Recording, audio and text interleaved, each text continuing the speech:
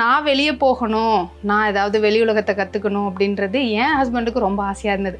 அவர் அடிக்கடி சொல்லுவார், நல்லா படிச்சுட்டு இருந்த பிள்ளை, ஃபர்ஸ்ட் மார்க் எடுத்த பிள்ளை, காலேஜ் இன்ஜினியரிங் வரைக்கும் படிச்சிருக்க, உன்னை வந்து வீட்டுக்குள்ளே வச்சிருக்கிறதுக்கு எனக்கு விருப்பம் இல்லை, நீ ஏதாவது பண்ணு அப்படின்னு சொல்லுவார். என்ன பண்ணுறதுன்னு நான் யோசிச்சுட்டே இருப்பேன். இது பண்ணுறியா அது பண்ணுறியா அப்படின்னு ஏதாவது கேட்டுகிட்டே இருப்பார். ஸோ அப்படி வந்து அவர் சஜஸ்ட் பண்ணது தான் யூடியூப் சேனல். குக்கிங் சேனலாக வந்து ஸ்டார்ட் பண்ணேன். ஸோ அது வந்து இப்போ என்னோட பிஸ்னஸாக டெவலப் ஆகிருக்கு. 2017 கண்டென்ட் கிரியேட்டராக தான் வந்து என்னோட ஜேர்னி ஸ்டார்ட் ஆச்சு. ஸோ அப்படி ஒரு ரெசிபியாக போட்டது தான் வந்து என்னோட இதை வந்து பிஸ்னஸாக ஸ்டார்ட் பண்ணுறேன். அப்படின்னும் போது எனக்கு வெளியிலேருந்து என்னோட சொந்த பக்கத்தில் இருக்கவங்க அப்படிலாம் யாரும் வாங்கலை. என்ன தெரியாதவங்க தான் வந்து ஃபஸ்ட்டு என்கிட்ட வாங்குறாங்க. ஸோ அந்த யூடியூப் சேனல் மூலமாக தான் வந்து என்னை பார்க்குறாங்க, ரெகுலராக பார்க்குறவங்கள. ஸோ அப்படின்னும் போது ஓகே, என் மேலே ஒரு ட்ரஸ்ட் வந்து கொடுங்க, எனக்கும் செஞ்சு கொடுங்க அப்படின்னு கேட்டு ஸோ அவங்களுக்கு வந்து செஞ்சு கொடுக்குறேன். அவங்க ரிவ்யூ கொடுக்குறாங்க. ஸோ அதுக்கப்புறம் இன்னும் 2 பேருக்கு. ஸோ இது எல்லாத்தையுமே வந்து நான் டாக்குமெண்ட் பண்ணுவேன். நம்ம 2 பேர்னால இதை ஃபர்தராக வந்து கொண்டு போக முடியாது, நம்ம வந்து ஒரு டீம் வந்து பில்ட் பண்ணணும் அப்படின்னு சொல்லிட்டு எங்களுக்கு வந்து இப்போ வறுக்கிறதுக்கு ஒரு ஆள், ஆர்டர்ஸ் எடுக்கிறதுக்கு ஒரு ஆள், நம்ம கொரியர் பேக் பண்ணுறதுக்கு ஒரு ஆள் அப்படின்னு சொல்லி ஒவ்வொருத்தராக வந்து எடுத்து ஸோ இப்போ ராஜேஷ் கிச்சன் டீமில் வந்து ஒரு 12 பேர். இப்போ ஒரு 5 வருஷம் 6 வருஷம் பிஸ்னஸ் இண்டஸ்ட்ரியில் இருக்கும்போது அந்த எவ்வளோ டர்ன் ஓவர் பண்ணுறீங்க? இப்போ வருஷத்துக்கு 1.5 கோடி டர்ன் ஓவர் பண்ணிட்டு இருக்கோம்.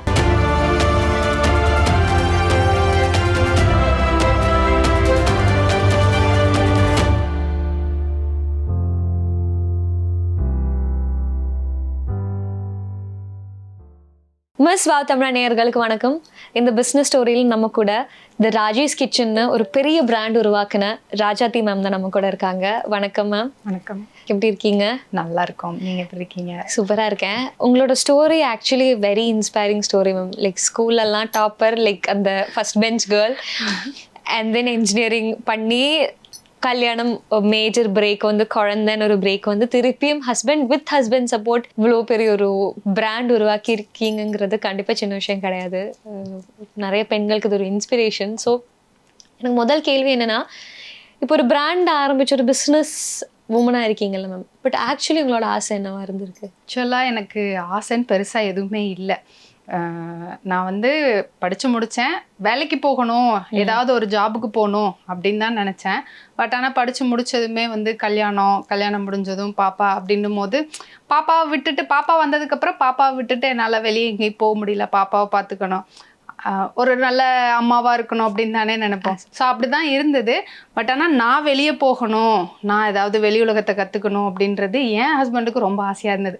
அவர் அடிக்கடி சொல்லுவார், நல்லா படிச்சுட்டு இருந்த பிள்ளை, ஃபர்ஸ்ட் மார்க் எடுத்த பிள்ளை, காலேஜ் இன்ஜினியரிங் வரைக்கும் படிச்சிருக்க, உன்னை வந்து வீட்டுக்குள்ளே வச்சிருக்கிறதுக்கு எனக்கு விருப்பம் இல்லை, நீ ஏதாவது பண்ணு அப்படின்னு சொல்லுவார். என்ன பண்ணுறதுன்னு நான் யோசிச்சுட்டே இருப்பேன். இது பண்ணுறியா அது பண்ணுறியா அப்படின்னு ஏதாவது கேட்டுகிட்டே இருப்பார். ஸோ அப்படி வந்து அவர் சஜஸ்ட் பண்ணது தான் யூடியூப் சேனல். குக்கிங் சேனலாக வந்து ஸ்டார்ட் பண்ணேன். ஸோ அது வந்து இப்போ என்னோட பிஸ்னஸாக டெவலப் ஆகிருக்கு. பட் அப்போ அந்த சமயத்தில் நம்ம சப்போர்ட் பண்ணுவாங்கங்கும் போது வேலைக்கு போகுதானே மேம் நம்ம ஃபர்ஸ்ட் ட்ரை பண்ணோம். அப்போ அந்த மாதிரி ட்ரை பண்ணியிருக்கீங்களா? ப்ராப்பர் ஒரு ஐடி ஜாப் மாதிரி போகிறதுக்கெல்லாம் ட்ரை பண்ணியிருக்கீங்களா? இல்லை, பாப்பா வந்ததுக்கப்புறம், ஏன்னா நான் வீட்டிலே இருந்து ஏதாச்சும் பண்ணுறேன். ஆமாம், ஓகே. 2013 நான் முடிச்சிட்டேன். 2014 கல்யாணம். இப்போ உங்களுக்கே தெரியும், படித்து முடித்ததும் நம்ம வேலைக்கு போனோம்னா தான் அதுக்கு ஒரு வேல்யூ, இல்லாட்டி எக்ஸ்பீரியன்ஸ் கேட்பாங்க. ஸோ நமக்கு வந்து ஐடி ஃபீல்டு போகிறதுக்கு வாய்ப்பு இல்லை. ஸோ வீட்டில் இருந்து ஏதாவது என்ன பண்ணலாம் அப்படின்னு தான் யோசித்தோம். சரி, ஓகே, யூடியூப் சேனல் ஸ்டார்ட் பண்ணி தரேன், நீ குக்கிங் வீடியோஸ் போடு, ஸோ நீ சும்மா இருக்க அப்படின்ற ஒரு ஃபீல் இல்லாமல் இருக்கும் அப்படின்னு சொன்னாங்க. சரி, ஓகே, பண்ணலாம் அப்படின்னு சொல்லி தான் பண்ணேன். அதுவுமே வந்து எனக்கு பிடிச்சிருந்தா மட்டும்தான் அதை கண்டினியூ பண்ணுவேன். ஏதாவது ஒரு விஷயம், புக்கு படிக்கிறியா அப்படின்னு புக்ஸ் நிறைய வாங்கி கொடுப்பாங்க. ஏன்னா நம்ம புக்கு படிக்கிறோம் அப்படின்னோம்னா அதுலேருந்து நிறைய கற்றுக்கலாம், நம்ம எழுதுவோம். ஸோ அந்த மாதிரிலாம் ட்ரை பண்ணாங்க. எனக்கு அது சுத்தமாக வரல. சரி, இது பண்ணுறியா, உனக்கு தான் வீட்டில் வந்து டெய்லி ஏதாவது ஒன்று சமைச்சு கொடுத்துட்டே இருப்பேன். அவர் ஆஃபீஸ் போனதுக்கப்புறம் வரும்போது ஏதாவது ஒன்று புதுசாக செஞ்சு வச்சு நல்லா இருக்கா அப்படிங்கப்ப நல்லா இருக்கு அப்படின்னு சொல்லுவாங்க. சரி ஓகே, நீ டெய்லி சமைக்கிற, உனக்கு பிடிச்ச மாதிரி நீ சமைக்கிற, நீ ஒரு சேனல் ஸ்டார்ட் பண்ணி தரேன் போடுறியா அப்படின்னு கேட்டாங்க. சரி ஓகே ட்ரை பண்ணி பார்க்குறேன், பிடிச்சிருந்தா கண்டினியூ பண்ணுறேன் அப்படின்னு சொன்னேன். எனக்கு அது பிடிச்சிருந்தது. ஆக்சுவலாக எனக்கு என்ன பிடிக்கும் அப்படின்றதே அவர் சொல்லி தான் வந்து நான் தெரிஞ்சுக்கிட்டேன் அப்படின்ற மாதிரி இருந்தது. Beautiful ma'am. பட் நம்ம எப்போவுமே நம்ம சொல்லுவோம்ல, இப்போ பெண்கள்னு இல்லை, ஜென்ரலாக எல்லாருமே ஃபைனான்ஷியலாக இண்டிபெண்ட்டாக இருக்கணுங்கிற ஒரு விஷயம் இருக்குது. முக்கியமாக கல்யாணம் ஆனதுக்கு அப்புறம் ஒரு பொண்ணு ஃபைனான்ஷியலாக இண்டிபெண்ட்டாக இருக்கிறது நிறைய இடத்துல இப்போவும் ரொம்ப போராட்டமாக இருக்கு இல்லையா? ஸோ அந்த யூடியூப் சேனல் ஸ்டார்ட் பண்ணி அது ஒரு ரெவன்யூவாக நமக்கு வர ஆரம்பிக்கும் போது ஓகே நம்ம கையில் ஒன்று இருக்குப்பா, நமக்கே இப்போ நமக்கு எதாச்சும் குழந்தைக்கு ஏதாச்சும் வாங்கி கொடுக்கணும், நம்மளே வாங்கி கொடுக்கலான்னு அந்த ஒரு ஷிஃப்ட் இருக்குல்ல, அது எப்படி இருந்துச்சு? ஆக்சுவலாக உண்மையிலேயே ரொம்ப ஹாப்பியாக இருந்தது. ஏன்னா எனக்கு வந்து 2 அக்கா ஒரு தம்பி.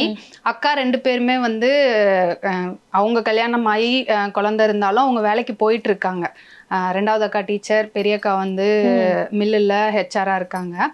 ஸோ இருந்தாலும் அவங்க என் குழந்தைக்கு ஏதாவது வாங்கி கொடுக்கும்போது நான் போய் என் ஹஸ்பண்ட்ட எனக்கு காசு வேணும் அப்படின்னு சொல்லி காசு வாங்கி அவங்களுக்கு வாங்கி கொடுக்கறதுக்கும், என் அக்கா பிள்ளைங்களுக்கு என் பிள்ளைங்களுக்கு என் காசில் நான் வாங்கி கொடுக்கறதுக்கும் நிறைய டிஃப்ரென்ஸ் இருக்குல்ல. ஸோ அப்படி கொடுக்கும்போது ரொம்ப ஹாப்பியாக இருந்தது. ஃபஸ்ட்டு எனக்கு யூடியூப் ரெவன்யூவில் இருந்து எங்கள் மாமனாருக்கு வந்து ஒரு 2000 ரூபாய் கொடுத்து, அவர் நார்மல் மொபைல் ஒன்று வச்சுருந்தாரு, மொபைல் சேஞ்ச் பண்ணிக்கோங்க அப்படின்னு சொல்லி ஜஸ்ட் ஒரு 2000 ரூபாய் தான் கொடுத்தேன். அவர் எக்ஸ்ட்ரா காசு போட்டு வாங்கினாரு. அவர் வந்து பெருமையாக சொல்லிக்கிட்டார், இது என் மருமகன் வாங்கி கொடுத்தது அப்படி. அவர் அதை சொல்லும் போது எனக்கு ரொம்ப ஹாப்பியாக இருந்தது. அந்த ஒரு ஹாப்பினஸ் வந்து நம்ம சம்பாரிச்சு கொடுக்குறோம் அப்படின்னும் போது அந்த ஹாப்பினஸ்க்கு அளவில்லைன்னு தான் சொல்லணும். நமக்கு பண்ணுறதா இருந்தாலும் நமக்கு கூட இருக்கவங்களுக்கு பண்ணுறதா இருந்தாலும் அந்த ஹாப்பினஸ்க்கு அளவில்லை. அதுக்கப்புறம் ஒரு ராஜேஷ் கிச்சன் ஒரு பிராண்ட் ஃபார்ம் ஆகிறதுக்கான ஒரு ப்ராசஸ் இருந்திருக்கும்ல. நீங்கள் சொன்னீங்க வீட்டில் நான் மேஜராக ஸ்வீட் சமைக்கிறதுக்கு எனக்கு ரொம்ப பிடிக்கும்லாம் சொல்லியிருந்தீங்க. அப்போ எனக்கு டவுட் வந்துச்சு, அப்போ ஏன் ஸ்வீட் ஒரு பிஸ்னஸாக நம்ம பண்ணலாங்கிற ஒரு ஐடியா இருந்துச்சா? ஆர் இப்போ எப்படி இந்த ஹெல்த் மிக்ஸுக்கு அந்த ஒரு ஆக்சுவலாக நான் என்னோட ஃபர்ஸ்ட் பேபி பிறந்தப்பெல்லாம் எனக்கு ரொம்ப ஸ்வீட் ரொம்ப பிடிக்கும். ஸோ அதனால வெறும் ஸ்வீட்டாக தான் வந்து சமைப்பேன். ஸோ அப்படி வந்து குக்கிங் சேனலாக நம்ம வந்து ஸ்டார்ட் பண்ணிட்டோம். செகண்ட் பேபி பிறந்ததுக்கு அப்புறம் வந்து எனக்கு ரொம்ப வெயிட் போட்டுருச்சு, ஒரு 90 kg கிட்ட வெயிட் போட்டுருச்சு. ஸோ அந்த வெயிட்டோட இது வந்து நான் உட்காந்து எந்திரிக்கிறதுக்கு அதெல்லாம் ரொம்ப கஷ்டமாக இருந்தது. யாராவது ஒருத்தர் என்னை தூக்கி விடணும் அந்த மாதிரி தான் இருந்தது. வெயிட் லாஸ் பண்ணிங்கன்னா, வெயிட்டை குறைச்சிங்கன்னா உங்களுக்கு இந்த பெயின்லாம், பேக் பெயின், நீ பெயின் இதெல்லாம் குறையும் அப்படின்னு சொன்னாங்க. சரி ஒய் நாட் நம்ம ட்ரை பண்ணக்கூடாது அப்படின்னு நான் டயட்டு ஒர்க் அவுட்டு அப்படின்னு ஸ்டார்ட் பண்ணும்போது இந்த ஸ்வீட்டை வந்து கட் பண்ணேன். ஸோ அப்போ தான் வந்து ஹெல்த்தியாக இருக்கிறதுக்கு ஸ்வீட்டை கட் பண்ணணும் அப்படின்னு தோணுச்சு. அப்போ ஸ்வீட்டை கட் பண்ணது பிள்ளைங்களுக்காக ஹெல்த்தியா அப்படின்னு போக ஆரம்பிச்சு. அண்ட் தென் ஸ்டார்ட் பண்ணியாச்சு, ஹெல்த் மிக்ஸ்லாம் வச்சு ஸ்டார்ட் பண்ணியாச்சு. இதில் என்னென்னா நம்ம ஒரு பெரிய ஸ்கேலில் பண்ணுறோம், ஆர் மேபி ஒரு 30 பீப்புள்ஸுக்கு பண்ணுறோனால நம்ம சைடில் இருந்து ஒரு இன்வெஸ்ட்மெண்ட் பண்ணி இருக்கும். அந்த இன்வெஸ்ட்மெண்ட் அது ப்ராஃபிட்டாக மாற ஒரு இது இருக்கும் இல்லை. இப்போ இந்த ஃபர்ஸ்ட் இன்வெஸ்ட்மெண்ட்டுக்கான எப்படி யூடியூப்ல இருந்தே நம்ம கையில் இருந்த காசு சேவிங்ஸ் வச்சு பண்ணதா? அந்த இனிஷியல் இன்வெஸ்ட்மெண்ட் எப்படி இருந்துச்சு? இனிஷியல் தான், அதான் நான் சொன்னேன்ல, என் பொண்ணுக்காக ரெடி பண்ணது தான் கஸ்டமர் கேட்டாங்க அப்படின்னு சொல்லி நான் அனுப்பிச்சி விட்டேன். அப்போ எனக்கு வந்து அது அந்த ப்ராடக்ட்டுக்கு வந்து நான் எவ்வளோ ஸ்பெண்ட் பண்ணேன், அதை நான் அவங்களுக்கு எவ்வளோக்கு விற்கணும், அது எதுவுமே தெரியாது. ஏன்னா எங்கள் ஃபேமிலி வந்து பிஸ்னஸ் பேக்ரவுண்ட் கிடையாது. ஸோ இது பிஸ்னஸ்னே எனக்கு தெரியாது. அதனால வந்து சரி ஒரு 1/2 kg 200 ரூபான்னு கொடுக்கலாம் அப்படின்னு சொல்லி ஒரு 200 ரூபாய்க்கு கொடுத்தேன். எனக்கு அப்பயுமே ஹெல்த் மிக்ஸ் எப்படி ரெடி பண்ணுறதுன்னு தெரியும், அதை எப்படி பேக்கெட் பண்ணுறது, எப்படி சீல் பண்ணுறது, அது எப்படி கொரியர் பண்ணுறது எதுவுமே எனக்கு தெரியாது. பக்கத்து கடையில் மளிகை கடையில் போய் பருப்புலாம் நமக்கு போட்டு கொடுப்பாங்களா, ஸோ அந்த ஒரு கவர் வாங்கிட்டு வந்து மெழுகுவர்த்தியில் சீல் பண்ணி டாக்குமெண்ட்ஸ்லாம் வச்சு அனுப்புறதுக்கு அந்த க்ரீன் கலர் கவர் அதில் வச்சு தான் வந்து கொரியரே அனுப்பிச்சி விட்டோம். ஸோ அவங்க வாங்கி சாப்பிட்டு பார்த்துட்டு நல்லா இருக்கு அப்படின்னு கமெண்ட் பண்ணவும் அதை பார்த்துட்டு இன்னும் 2 பேர் கேட்டாங்க. ஸோ அப்படி தான் வந்து கொஞ்சம் கொஞ்சமாக வந்து போக ஆரம்பிச்சது. அதுக்கப்புறம் தான் வந்து வெறும் பிளைன் கவரில் போகுது, இதுக்கு நம்ம ஏதாவது பண்ணலாம் அப்படின்னு சொல்லிட்டு பக்கத்தில் இருக்க சூப்பர் மார்க்கெட் போய் பார்ப்பேன். ஸோ இந்த கவர்லாம் வந்து அதில் ஸ்டாண்ட் அந்த ரேக்கில் நிற்கிது, நம்மது வந்து ஃப்ளாட்டாக இருக்குது, இதுக்கு என்ன பண்ணுறது, இதை எப்படி வாங்குறது. ஸோ அந்த இதுக்கு பேர் ஸ்டாண்டிங் பவுச்சு அப்படின்றதே அதுக்கப்புறமா தான் வந்து நாங்கள் கற்றுக்கிட்டோம். ஸோ ஒவ்வொன்றா கற்றுக்கிட்டு ஸ்டாண்டிங் பவுச்சுன்னு கேட்டு வாங்கணும் அப்படின்னா அதுக்காக யாரை பிடிக்கலாம் அப்படின்னு தேடி கண்டுபிடிச்சி வாங்கி அதை சீல் பண்ணுறதுக்கு ceiling machine, courier cover damage ஆகாமல் போகிறதுக்கு, ஸோ அந்த மாதிரி ஒவ்வொன்றா கற்றுக்கிட்டு தான் பண்ணோம். கற்றுக்கிட்டது. பட் அந்த இனிஷியல் இதில் நம்ம இப்போது கஸ்டமர்ஸ் நீங்கள் சொன்னீங்க தெரிஞ்சவங்க தான் அப்படி இப்படி வாங்கிக்கிட்டு இருந்தாங்கன்னு, ஒரு வைட் ரேஞ்சில் வெளியே போக ஆரம்பிச்சது எப்படி? ஆன்லைனாக ஸ்டார்ட் பண்ணுறதுனாலே, இன்ஸ்டாகிராம்னாலேயா, இல்லை ஒரு ஸ்டோர் அப்படி வச்சிங்களா? எப்படி அது நிறைய பீப்புள்ஸ் கிட்ட ரீச் ஆக ஆரம்பிச்சது? ஆக்சுவலாக நான் ஒரு 2017 கண்டென்ட் கிரியேட்டராக தான் வந்து என்னோட ஜேர்னி ஸ்டார்ட் ஆச்சு. ஸோ அப்படி ஒரு ரெசிபியாக போட்டது தான் வந்து என்னோட இதை வந்து பிஸ்னஸாக ஸ்டார்ட் பண்ணுறேன்.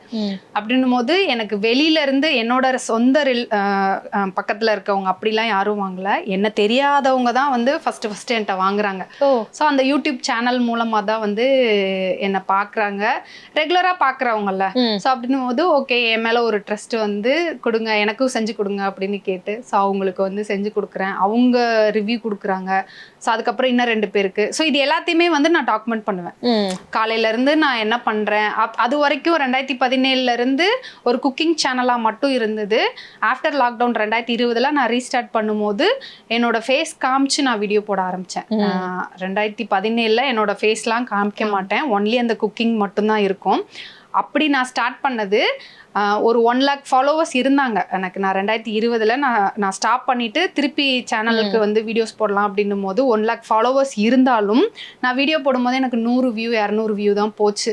ஸோ அப்போ தான் வந்து எனக்கு தோணுச்சு, ஒருவேளை நான் என் ஃபேஸ் காமிச்சு போட்டிருந்தேன் அப்படின்னா இவங்க தான் ராஜி, இவங்க வந்து இத்தனை நாள் குக்கிங் வீடியோஸ் போட்டிருந்தாங்க, இப்போ திருப்பி பண்ணுறாங்க அப்படின்னு மேபி அவங்களுக்கு நான் யாருன்னு தெரிஞ்சிருக்கோம், மேபி இன்னும் கொஞ்சம் ரீச் நல்லா இருந்திருக்குமோ அப்படின்னு தோணுச்சு. அதுக்கப்புறம் தான் வந்து என் ஃபேஸ் காமிச்சு நான் வீடியோஸ் போட ஸ்டார்ட் பண்ணேன்.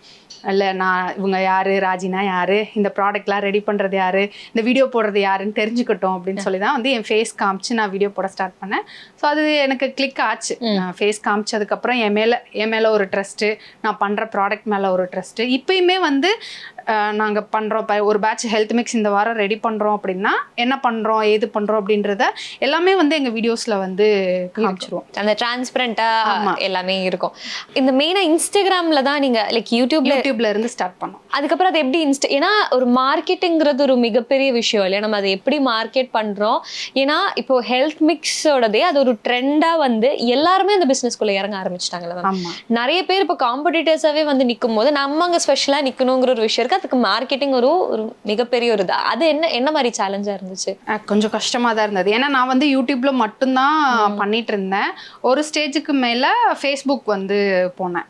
2020 22 வரைக்கும் யூடியூப்ல மட்டும்தான் வந்து என்னோட ப்ராடக்ட் வீடியோ எல்லாமே இருந்தது. அதுக்கப்புறம் 2022க்கு மேல வந்து ஃபேஸ்புக் வந்தோம். ஸோ ஃபேஸ்புக்ல ஒரு 1 year வந்து போட்டுட்டு இருந்தோம். 2023 தான் வந்து இன்ஸ்டாகிராம் பக்கமே வந்து நான் வந்தேன். அதுக்கு முன்னாடி இருந்தது ராஜாத்தி கமலக்கண்ணன்ற பேர்ல தான் வச்சிருந்தேன். ஸோ அதுல வந்து வீடியோஸ் போட்டுட்டு இருந்தேன். அது எப்படி இருக்கும்னா என்னோட விளாக் மட்டும் போட்டுட்டு இருந்தேன், பிஸ்னஸ்க்காக நான் போடலை. 2023 தான் வந்து பிஸ்னஸ்க்காக அப்படின்னு ஒரு சேனல் வந்து கிரியேட் பண்ணோம். அப்படி கிரியேட் பண்ணி அதில் வந்து போட்டுட்ருக்கோம். அதில் இப்போ தான் வந்து கொஞ்சம் கொஞ்சமாக க்ரோத் இருக்குது. பட் என்னோட பர்சனல் பேஜில் நான் ரெகுலராக வந்து போட்டுட்ருக்கேன். அதுலேருந்து நிறைய ஆர்டர்ஸ் வந்தது. நமக்குன்னு ஒரு யூனிக் இருக்குல்ல. ஸோ நான் என்னோட வீடியோஸ் எப்போவுமே வந்து ரொம்ப மினிமலாக தான் இருக்கும். நான் என்ன பண்ணுறேன், ராஜாத்தி காலையில் எந்திரிச்சு என்ன பண்ணுறா, என்னோட வீட்டு வேலையை முடிச்சுட்டு பிஸ்னஸ்க்காக என்ன பண்ணுறேன். ஸோ அந்த மாதிரி ரொம்ப சட்டிலாக தான் இருக்கும் என்னோட வீடியோஸ் வந்து.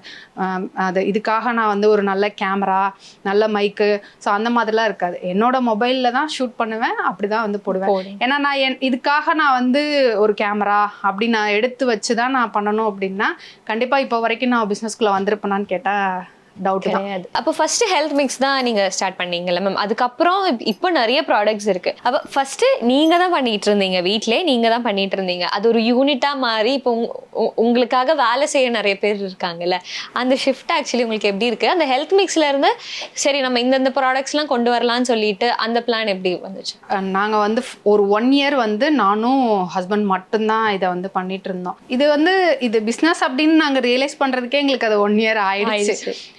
கேட்பாங்க, கேட்குறதுங்களுக்கு நம்ம வந்து ப்ராடக்ட் வாங்கிட்டு வந்து ரா மெட்டீரியல்ஸ் வாங்கிட்டு வந்து நான் வறுத்து கொடுப்பேன். அவர் போய் அரைச்சிட்டு வருவார், பேக்கெட் போட்டு அதை ஆர்டர்ஸ் எடுப்போம். வாட்ஸ்அப்பில் தான் வந்து ஆர்டர்ஸ் எடுப்போம். ஸோ அவர் ஆர்டர் உட்காந்து எடுப்பார். நான் இந்த ப்ராசஸ்லாம் பண்ணிட்டு இருக்கும்போது அவர் ஆர்டர் எடுப்பார், அரைச்சிட்டு வந்து பேக்கெட் போட்டு அதை வந்து கொரியர் பேக் பண்ணி கொடுப்பேன். அவர் கொண்டு போய் கொரியர் ஆஃபீஸில் போட்டு வருவார். ஸோ இது எல்லாமே வந்து டாக்குமெண்ட் பண்ணி வச்சுருவோம்.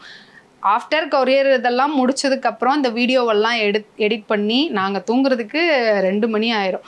ஸோ அப்படி தான் வந்து ஒரு 1 year போச்சு.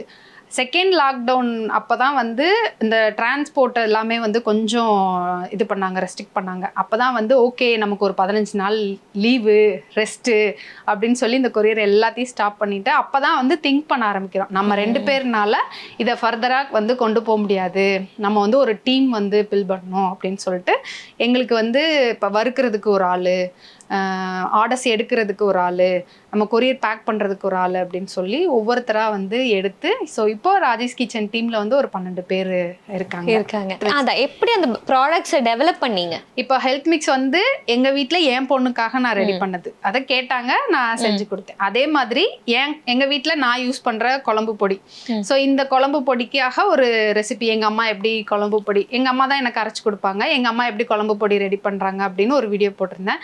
ஸோ அதை பார்த்துட்டு எங்களுக்கு நீங்கள் யூஸ் பண்ணுற குழம்பு பொடியும் ரெடி பண்ணி கொடுங்க அப்படின்னு சொன்னாங்க. ஸோ அடுத்து குழம்பு பொடி பண்ணோம். ஸோ இந்த மாதிரி ஒவ்வொரு ப்ராடக்ட்டுமே கஸ்டமர் கேட்க தான் வந்து இன்க்ளூட் பண்ணோம்.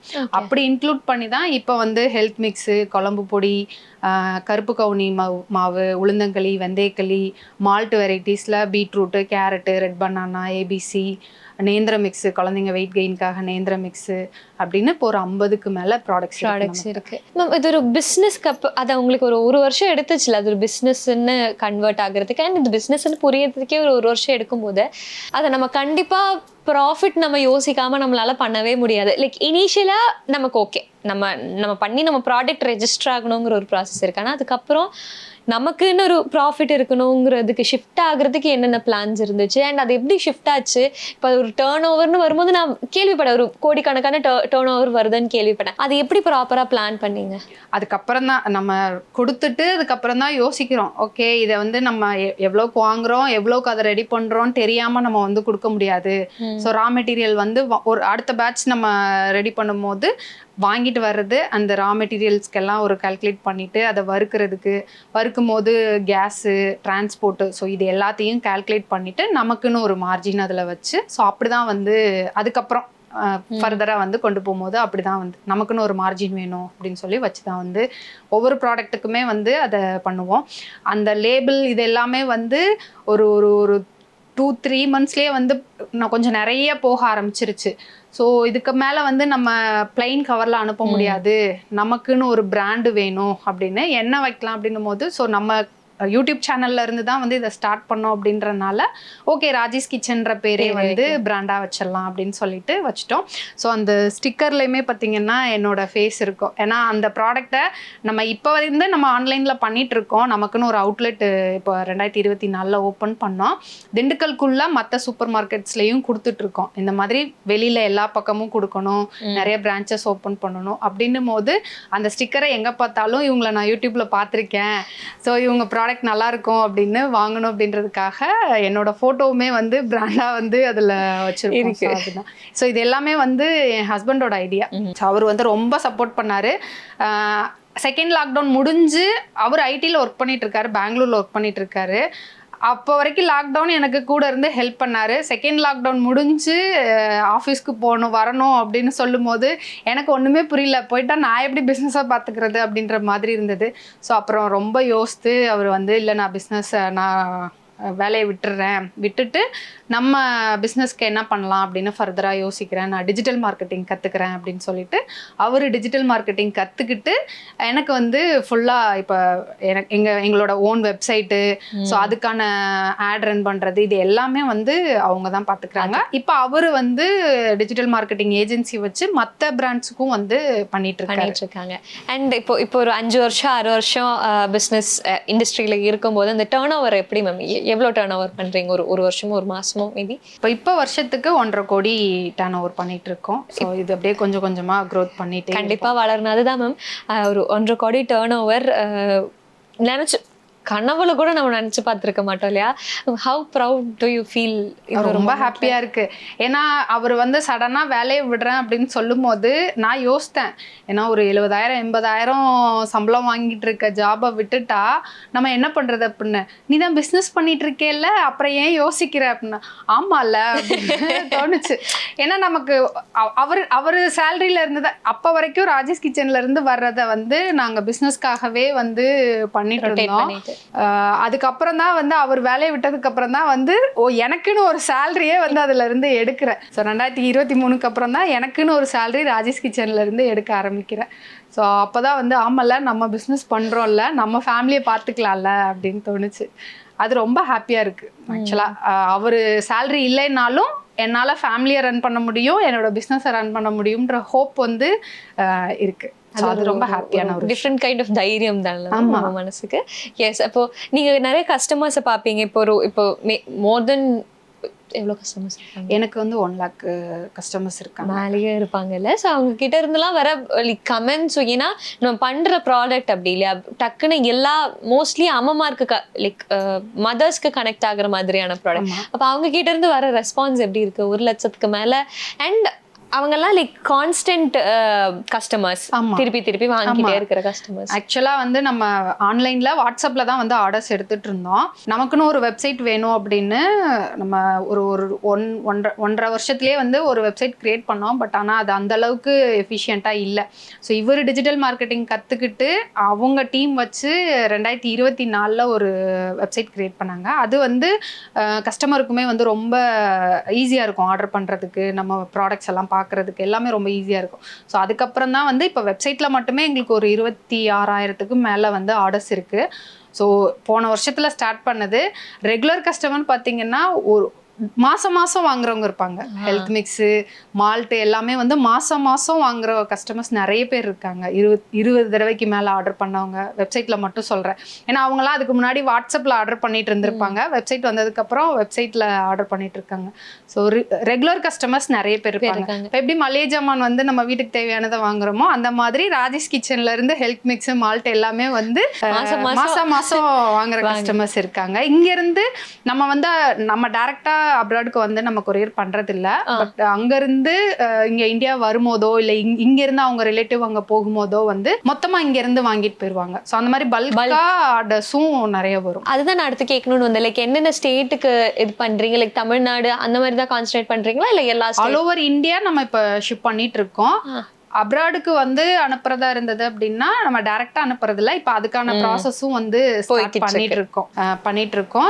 இப்போ வரைக்கும் அப்ராட்ல இருக்கவங்க வாங்குறாங்கன்னா அவங்க ரிலேட்டிவ்ஸ் அவங்க இந்தியா வரும்போது அப்படிதான் வாங்கிட்டு இருக்காங்க.